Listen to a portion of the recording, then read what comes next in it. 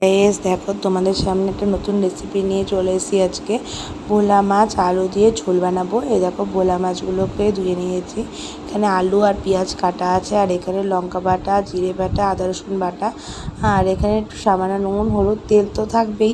আর এই দেখো মাছগুলোকে ধুয়ে পরিষ্কার করে নিয়েছিলাম, নিয়ে এবার নুন হলুদ মাখিয়ে নেব মাছগুলোর মধ্যে। আর এদিকে কড়াইতে তেল গরম করতে দিয়ে দিয়েছি, দিয়ে এবার মাছগুলোকে লাল লাল করে ভেজে নেব। দেখো মাছগুলো, তেলটা গরম হয়ে গেছে, মাছগুলো দিয়ে দিয়েছি, দিয়ে এবার লাল লাল করে ভেজে নেব। এক পাশ ভাজা হয়ে গেছে, আর এক পাশ ভেজে নেব। আর কার কার ভোলা মাছ খেতে ভালো লাগে প্লিজ কমেন্ট করে জানিও।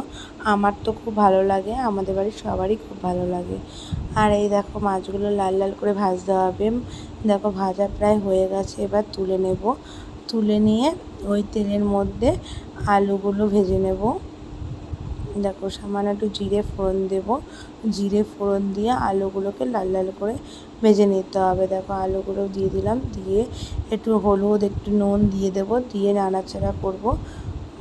কিছুক্ষণ ঢেকে দিয়েছিলাম, ঢেকে দিয়ে এ দেখো লাল লাল মতন হয়ে এসছে। এবার পেঁয়াজগুলোকেও দিয়ে দেবো, কাটা পেঁয়াজটাকে দিয়ে দিলাম, দিয়ে এবার ভালো করে পেঁয়াজটাকে নাড়িয়ে দিলাম, নাড়িয়ে কিছুক্ষণ ভাজবো।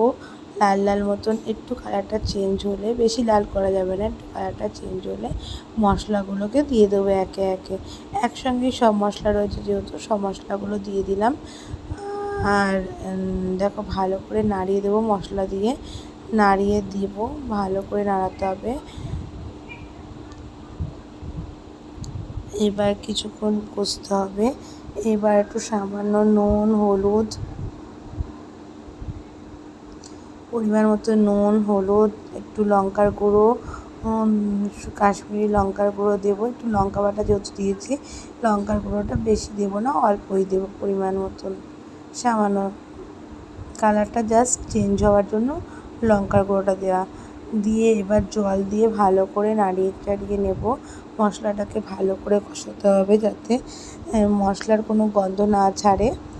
দেখো এবার একটু সামান্য ওই জলটা দিয়ে দিলাম, দিয়ে নাড়িয়ে চাড়িয়ে নেব। কষানো প্রায় হয়ে এসছে, আর একটু জল দিয়ে আবার একটু কষিয়ে নেব। সামান্য একটু জল দিয়ে একটু ভালো করে নাড়িয়ে চাড়িয়ে কষিয়ে, একটু তেলটা যখন ছেড়ে দেবে, গা ছেড়ে দেবে, তখন আমি সব জল পরিমাণ মতন জলটা দেব। বেশি জল দেব না, সামান্য গা মাখা মাখা থাকবে, বেশি ঝোলও করব না আর বেশি মাখো মাখোও করব না। দেখো এই দেখো মাছগুলো এবার একে একে দিয়েছি, ঝোলগুলো জলটা যখন ফুটে উঠেছে, এবার দেখো নামিয়ে নিলাম। নামিয়ে গরম গরম পরিবেশন করে দেখো ভালো লাগলে লাইক কমেন্ট শেয়ার করতে ভুলবেন না। আশা করি তোমাদের এই ভিডিওটাই ভালো লেগেছে।